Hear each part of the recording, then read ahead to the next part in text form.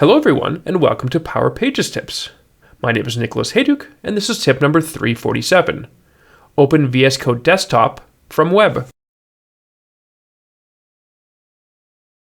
Way back in tip number 197, we talked about using VS Code for web for editing various parts of your Power Pages site. And way back in tip number 136, we talked about using the pack CLI to download your Power Pages code that you could then edit using VS Code for desktop. Recently, Microsoft announced a new feature to bring these two experiences a bit closer together. Before we dive into the details, don't forget to subscribe to the Engineered Code YouTube channel for our weekly tips, monthly community calls, and lots of other Power Pages and Power Platform content. With this new feature, after you open the site in VS Code for web, there is an option to open in VS Code Desktop.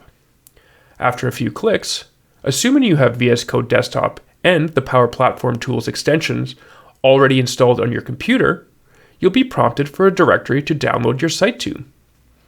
Once selected, the code for your Power Pages site will be downloaded, and you'll have a workspace open ready for you to develop.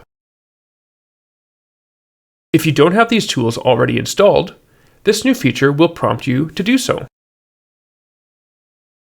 After the initial download, everything works the same as before with VS Code Desktop. Use the pack CLI or the action pane to upload any changes. The purpose of this new feature is really just to help you get your VS Code Desktop environment set up for the first time.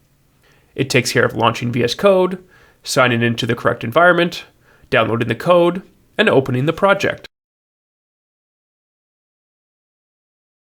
Thanks for watching, and I hope you found the Power Pages tip number 347 on Open VS Code Desktop from web useful.